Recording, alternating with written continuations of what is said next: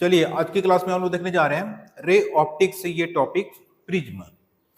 तो देखिए प्रिज्म आप लोग लोअर क्लास में भी पढ़े हैं, तो यहाँ पर हम लोग पढ़ेंगे 12th क्लास में जो प्रिज्म में है उसी के बारे में। अब देखिए प्रिज्म, जो इंग्लिश में भी इसको क्या बोलते हैं, प्रिज्म। तो प्रिज्म का मुख्य काम क्या है, ये श्वेत प्रकाश को 7 रंगों में विभक्त करना।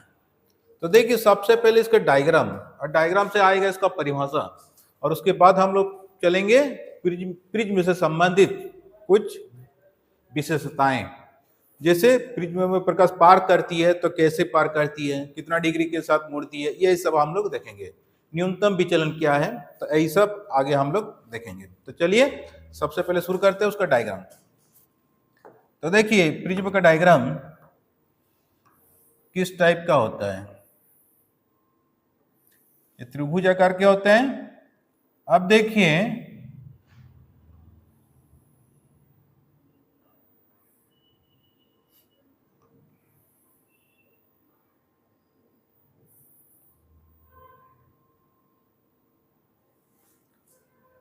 ये देखिए 3 गो अपवर्तक सतह है, लेकिन 3 गो अपवर्तक सतह होना जरूरी नहीं है, कम से कम 2 अपवर्तक सतह होना चाहिए और कुछ कोण पर झुका हुआ होना चाहिए।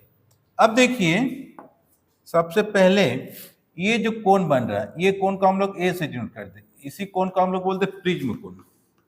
कौन सा कोण बोलते हैं, प्रिज्म कोण। अब इसका आते हैं परिभाषा में कि प्रिज्म एक ठोस पारदर्शी माध्यम होते हैं जिसमें कम से कम 2 अपवर्तक सतह होते हैं जो कुछ कोण पर झुका हुआ रहता है। अब जो झुका हुआ रहा है ये असमानांतर कोण को हम लोग क्या बोलते हैं, जो असमानांतर पृष्ठ के बीच जो कोण बनते हैं इसी कोण को हम लोग बोलते हैं प्रिज्म कोण। अब देखिए ये आधार का कोण आपस में अगर बराबर हो जाए तो इसमें प्रकाश कैसे पार करेगा। यह है आपतित किरण, ये जाएगा ऐसे और ये जाएगा ऐसे, इसका मतलब आगे डायग्राम में फिर बताएंगे। अभी देखिए प्रकाश जैसे आपतित हुआ कि प्रकाश नीचे की ओर मुड़ा। अब ये अपवर्तित किरण जो देख रहे हैं ये आधार के कोण अगर बराबर होगा तो आधार के समानांतर पार करेगा ये वाला किरण। बात समझे, बस यही है प्रिज्म का पद्धति। अब इसी को हम लोग दूसरे डायग्राम से हम लोग देखेंगे। तो सबसे पहले देखिए ये 1 नंबर 2 नंबर और 3 नंबर, इसको बोलते हैं अपवर्तक पृष्ठ। अब इसी का हम दूसरा रूप दिखाते हैं डायग्राम में। देखिए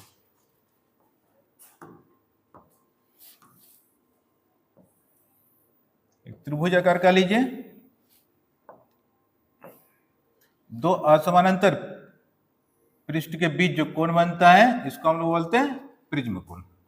ये आधार का कोण देखिए आपस में बराबर है, तो क्या होगा, यहां से किरण आके सीधा पार करेगा, लेकिन सीधा नहीं जाएगा, क्यों कि विरल से सघन की ओर जाएगी तो प्रकाश अभिलंब की ओर मुड़ जाता है। तो यहां पर हम लोग एक काल्पनिक रेखा खींचेंगे, कहां पर, जिसको हम लोग क्या बोलते हैं, अभिलंब। यहां पर कितना डिग्री कोण बनेगा, 90 डिग्री। हम पहले बताएं ये आधार का कोण अगर आपस में बराबर होगा तो अपवर्तित किरण किधर से मोड़ेगा, कि आधार के समानांतर जाएगी, आधार के समानांतर जाएगी, फिर ये सघन से विरल में जाएगा। अब यहां पर फिर हम लोग एक काल्पनिक रेखा खींचेंगे जिसको हम लोग किस नाम से जानेंगे, अभिलंब। अब देखिए यहां पर फिर 90 डिग्री कोण बनेगा। अब ये किरण किधर मोड़ेगा, ये जाएगा नीचे की ओर। समझ में आया कि हमेशा प्रिज्म के आधार की ओर मोड़ता है किरण। अब इसको बोलते हैं निर्गत किरण। निर्गत किरण को अगर पीछे की ओर धकेल दिया जाए तो आपतित किरण के साथ जितना कोण के साथ ये मोड़ रही है इसी कोण को बोलते हैं डेल। इसी कोण को हम लोग बोलते हैं विचलन कोण। कौन सा कोण, विचलन कोण, जो हम लोग डेल से डिनोट करते हैं। अब देखिए ये कोण को बोलते हैं आपतन कोण, इसको बोलते हैं निर्गत कोण, ई से डिनोट करते हैं, एक्सटीरियर एंगल। इसको हम लोग R1 ले लेंगे, इसको ले लेंगे R2, और इसको ले लेंगे del1, इसको ले लेंगे del2। अब किरण का नाम भी कर सकते हैं, सबसे पहले प्रिज्म का नाम कर देते L M N। अब किरण P Q, ये पॉइंट R, ये पॉइंट S। देखिए अब इसी से रिलेटेड हम लोग देखेंगे इसका जो विशेषताएं हैं। तो सबसे पहले देखिए प्रिज्म 3 अपवर्तक सतह से घिरा हुआ है, लेकिन 3 होना जरूरी नहीं है कि प्रिज्म एक ठोस पारदर्शी माध्यम होता है जिसमें कम से कम 2 अपवर्तक सतह होते हैं। 2 असमानांतर अपवर्तक सतह के बीच जो कोण बनता है उसे प्रिज्म कोण कहा जाता है। अब देखिए इसके आगे, जब आपतित किरण जितने कोण के साथ मुड़ती है, मतलब पार होने के बाद जितने कोण के साथ मुड़ जाती है, उस कोण को हम लोग बोलते हैं विचलन कोण। अब फिर आगे देखिए, यह है आपतन कोण, यह है E। अब देखिए I प्लस E बराबर होता है डेल प्लस A। मतलब प्रिज्म में क्या होता है, न्यूनतम विचलन की स्थिति में कि आपतन कोण तथा निर्गत कोण का योग प्रिज्म कोण तथा विचलन कोण के योग के बराबर होता है। ये हम लोग प्रूफ करके देखेंगे प्रिज्म में। अब देखिए आगे, फिर इतना तो समझ में आ गया। अब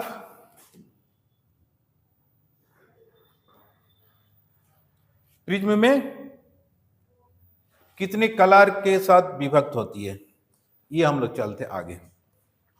तो देखिए सबसे पहले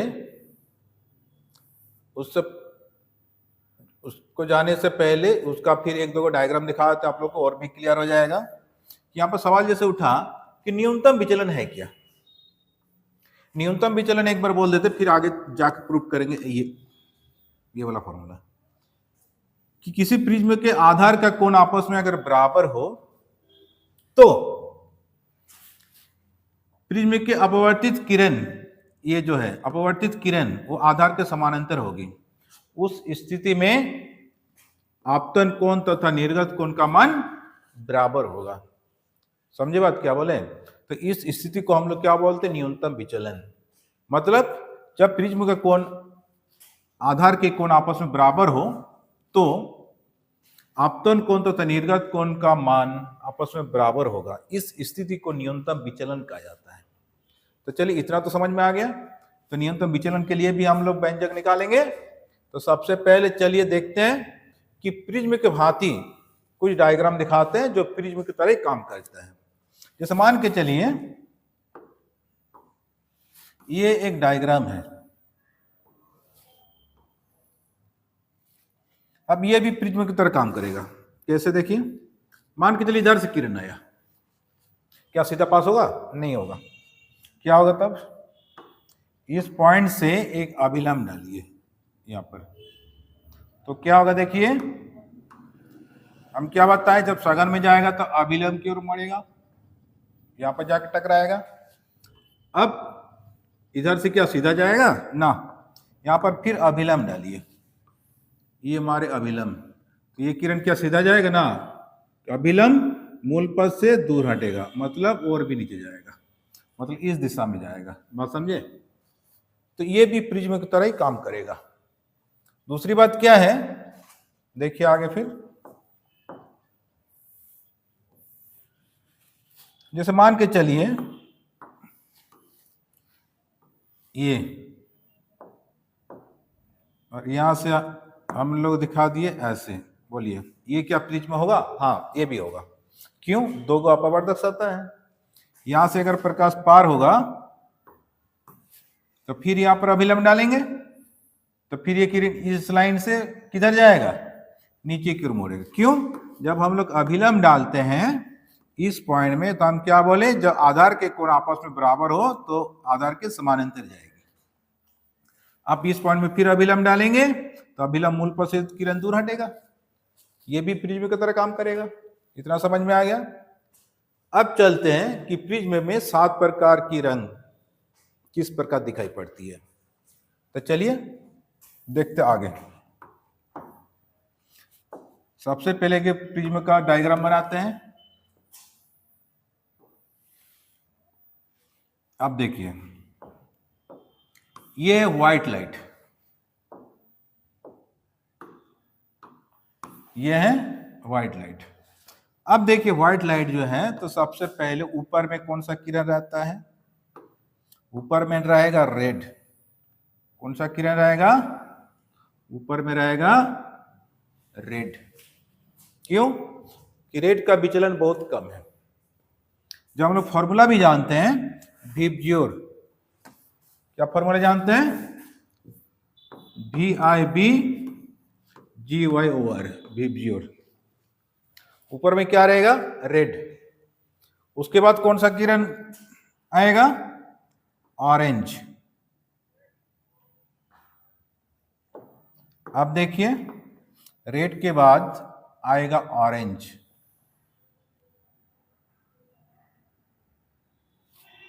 ऑरेंज के बाद येलो।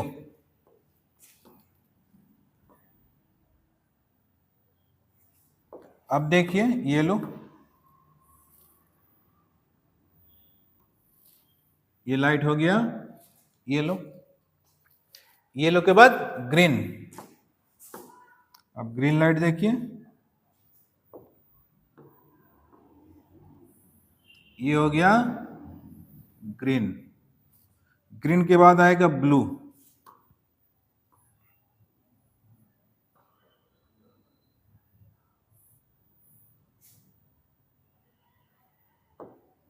ग्रीन के बाद आएगा ब्लू।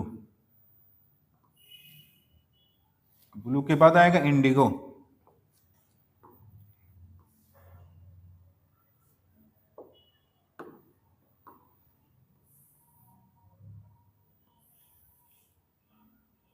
अब इंडिगो बाद आएगा वायलेट।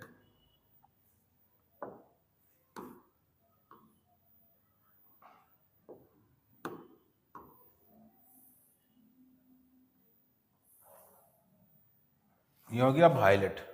अब देखिए कि 7 कलर जो होती है, कि 7 कलर क्यों होता है, इसके बारे में थोड़ा बताते हैं। ये है व्हाइट लाइट, मतलब श्वेत प्रकाश। ये प्रिज्मा का कौन है? ये अब इतने के साथ ये मोड़ रहा है।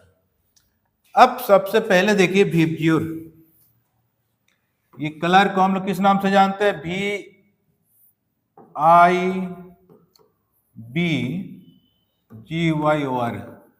VIBGYOR। VIBGYOR मतलब सब कलर अलग अलग है। इतना तो समझ में आ गया। अब देखिए कि रेड जो है ये मोड़ता कम है। क्यों?